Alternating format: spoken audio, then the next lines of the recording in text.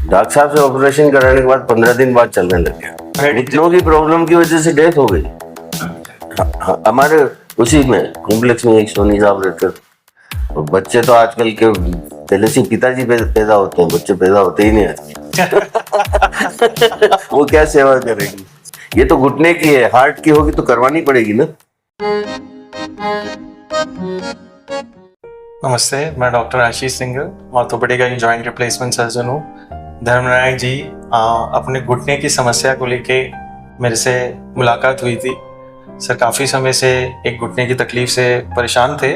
दूसरा घुटना उनको ऑलरेडी ऑपरेट हो चुका था, जिससे अच्छा चल रहे थे वो, और अब थोड़े समय से उनको दूसरे घुटने में तकलीफ हो रही थी और उसकी वजह से उनकी रेगुलर लाइफस्टाइल काफ़ी डिस्टर्ब हो गई थी। उस सिलसिले में वो मेरे से मिले और हमने इनसे सर्जरी के बारे में, क्योंकि ऑलरेडी ये एक साइड का करा चुके थे तो ऐसे कोई हिचक तो नहीं थी, बट उनको समझाया गया कि इस बार हम रोबोटिक तरीके से करेंगे। उस बारे में थोड़ा सा काउंसलिंग वगैरह के क्या फ़ायदे हैं, क्या नुकसान है, वो करके फिर हमने सर की सर्जरी करी और सर काफ़ी पहले से बेहतर हैं। हाँ जी, मेरे को ऑपरेशन पहले भी करवाया तो थोड़ा एक्सपीरियंस पहले उसका था। तो रिकवरी में मुझे 1.5 महीना लगा था पहले। 1.5 महीने बाद में चलने लगा। डॉक्टर साहब से ऑपरेशन कराने के बाद 15 दिन बाद चलने लग गया। 7 दिन उससे वॉकर से चला, 7 दिन छड़ी से चला बस, और फिर अपने आप चलने लग गया। कोई सपोर्ट की भी जरूरत नहीं पड़ी और किसी तरह का कोई दर्द नहीं है, बिल्कुल स्मूथ। हॉस्पिटल से रिलीव होने के बाद में मैंने कोई पेन किलर नहीं ली। इसमें मुझे लगता है 2 चीज़ का रोल है। एक तो जब फर्स्ट टाइम सर्जरी होती है तो पेशेंट थोड़ा डरा भी होता है। दूसरा, जब सेकंड सर्जरी हुई तो हमने जो रोबोटिक्स का मदद लिया, रोबोटिक्स से ये फायदा होता है कि पेशेंट की जो रिकवरी टाइम है या पेन है वो बहुत कम हो जाता है। रीजन, हमें मसल को कम ओपन करना पड़ता है, जो बोन में कट्स हैं उसको कम लेना पड़ता है, सॉफ्ट टिश्यू रिलीज, जो मांसपेशी है उसको रिलीज कम करना पड़ता है, ब्लड लॉस कम होता है, तो रिकवरी टाइम बहुत फास्ट होता है। ये सब चीजों का, बोन को हम जो कट करते हैं 100 से यूजुअली नॉर्मल सर्जरी में, वो बहुत पेनफुल होती है, वो सब पेन कम हो जाते हैं। तो इस वजह से रिकवरी टाइम जो है बहुत कम हो जाता है। पेन किलर्स की जरूरत है या फिर फिजियोथेरेपी की जरूरत है, इसकी काफी कम जरूरत पड़ती है। दूसरा, अगेन जैसे आपको लगा 68 या 78, सर ने अपनी फिटनेस मेंटेन करी है। मेरे को भी मतलब 78 में सर जो फिट है एंड जो एक्टिविटी लेवल है प्री सर्जरी भी, वो पोस्ट रिकवरी में बहुत फायदा देता है। मैं खिलाड़ी रहा हूँ, टेबल टेनिस खेलता था, स्टेट चैंपियन रहा हूँ और कई टूर्नामेंट हमारे डिपार्टमेंट के होते हैं, उनको भी जीते, तो खेलता रहा हूँ हमेशा। तो अपने माइथोलॉजी है, लोगों को ये बता रखा है कि कोई अंग कटवाने से वो फिर अगले जन्म में लंगड़ा ही पैदा होगा। एक तो सबसे बड़ा तो दिक्कत ये है। हाँ, सही है। और दूसरा ऑपरेशन का डर, फिर आसपास का जो माहौल होता है, अरे भाई मसल्स कट जाएंगे, ये हो जाएगा, कुछ तो साइड इफेक्ट होता ही है, तो लोग ज्यादा डराते हैं।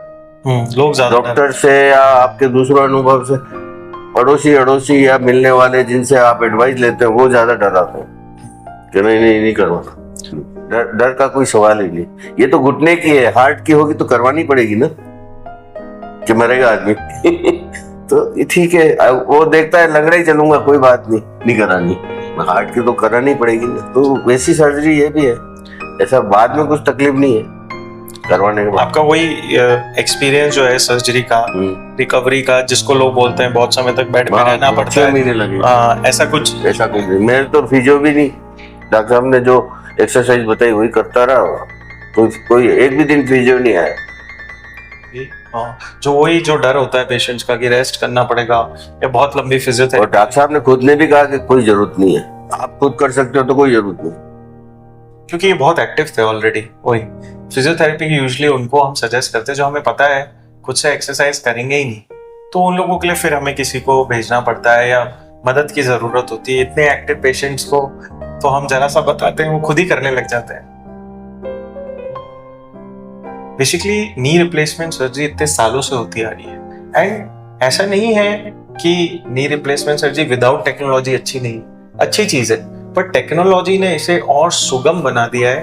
वो जो इनिशियल थोड़ा दुख का समय है या फिर जो रिकवरी टाइम है उसको बहुत कम कर दिया है। नहीं, ये बात पहले मेरे सीनियर्स थे, बहुत अच्छे खिलाड़ी थे, उनके भी दोनों घुटने खराब हो गए और दोनों की एक साथ करवाई उन्होंने, बॉम्बे जाके करवाई। 6 महीने लगे थे।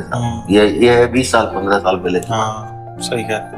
तो ये जैसा फर्क है कि रिकवरी, वो पता नहीं प्लास्टर वगैरह लगा के रखते थे और दोनों तरफ से पकड़ के चलते थे। हम खुद भी सेवा करने गए। सो देखिए, अब तो प्लास्टर जैसे पुराने जमाने में प्लास्टर जैसी बात हुई है, जब हम तो फर्स्ट डे से आप घुटना मुड़ो, बाथरूम बैठो, सीढ़ी चढ़ना उतरना करो, प्लास्टर तो उसे और डिसेबिलिटी, वो खुलने वाला प्लास्टर, वो खोलते थे, वो लगाते थे। पर सवाल जो हमारा होता है, घुटना कितना चलेगा? तो नॉर्मल जो चलता है उससे और लाइफ उसकी बढ़ गई है। अगर रिप्लेसमेंट की वजह से जो इम्प्लांट प्लेसमेंट है वो बहुत एक्यूरेट होता है, जो हम नॉर्मल भी अच्छा करते हैं, ऐसा नहीं है विदाउट रोबोटिक्स, बट उसमें और एक्यूरेसी बढ़ गई है। बोलते हैं ना 4 चांद लग जाते हैं, तो उससे जो लाइफ है या फिर कंफर्ट है वो बहुत ज्यादा हो जाता है। मेरे को एक्सपीरियंस था, डॉक्टर साहब को बता ही दिया कि मेरा हो चुका है, तो उन्होंने कहा पहले से अच्छा होगा। ये मेरी गारंटी।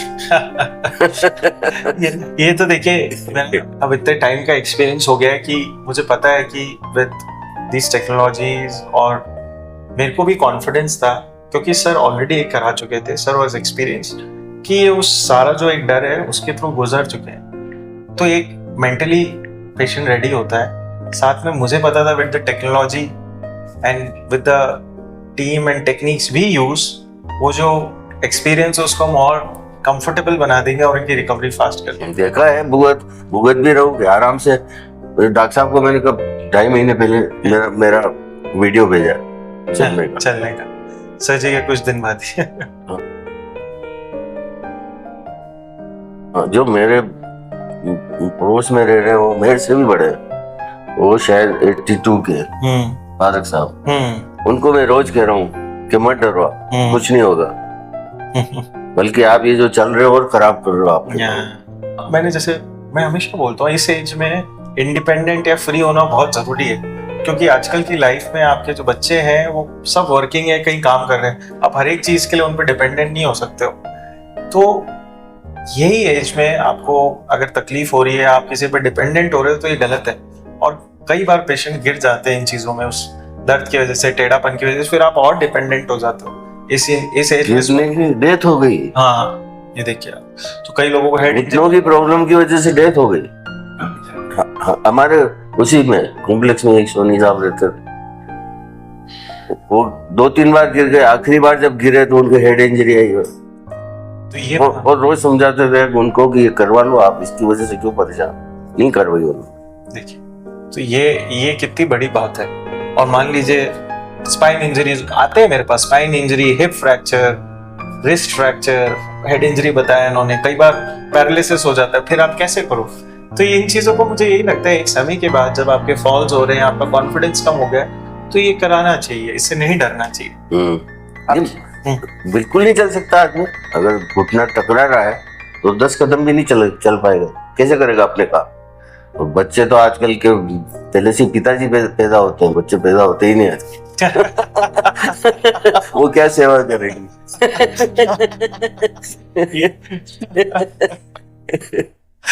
क्या बात है। नहीं, सही कह रहा हूँ, नहीं है साहब, आज के जमाने में बच्चे सेवा नहीं कर पाते। वो चाहते हैं या नहीं चाहते हैं ये अलग बात है, मगर आम बात है भाई आप आपका संभालो, मेरे को टाइम नहीं। उन्हें कराना चाहिए, और अपने आप को फिट रखने के लिए अगर घुटना ही नहीं काम करेगा तो ना तो कोई एक्सरसाइज कर पाएगा, ना अपना कोई काम कर पाएगा। फिट रहने के लिए घुटना फिट होना तो जरूरी है। मतलब मेरे भी घुटनों में तकलीफ तो उसमें 60 साल का था जब से हो गई, तब हम भी इसी में थे। नहीं कराना चाहिए, आयुर्वेद की दवाइयां फलाना सब कर चुका हूं, किसी से कोई फायदा नहीं होता है। अगर मैं 20 साल पहले करा लेता तो और अच्छा होता। और ये भी बहुत बड़ी बात बोली उन्होंने कि लोग कितने इंपॉर्टेंट ईयर अपने 60 से 78 इन्होंने वो दर्द में निकाले हैं, या जो ये और कर सकते थे, घूम सकते थे, वो दुखी में निकाले। ये भी मैं पेशेंट को एडवाइस करता हूँ, आप इस चीज को टालिए मत डर की वजह से, क्योंकि आपके अगर टाइम आ गया, ये गाड़ी के टायर है, घुटने जो है गाड़ी के टायर है, आपको गाड़ी चलानी है, टायरों को स्वस्थ रखना है। आप ऐसा थोड़ी बोलते गाड़ी पंचर हो गई तो मैं गाड़ी गैराज में खड़ी कर दूंगा, पंचर बनवाते और गाड़ी चला लेते। तो ये घुटनों के केस में भी ऐसे ही है, आपको इन्हें टालना नहीं चाहिए, आप इनको करा के स्वस्थ होके वापस अपनी लाइफ स्टार्ट। नहीं, दूसरी चीजों में खतरा है, गिरने का खतरा है। आपका लिफ्ट बंद हो गया तो सीढ़ियां चढ़ ही नहीं सकते, आप कैसे चढ़ोगे? आज अभी मैं सीढ़ी चढ़ सकता हूँ पूरी, अच्छे 7वीं मंजिल पे हूँ, लिफ्ट बंद हो जाए तो चढ़ सकता हूँ।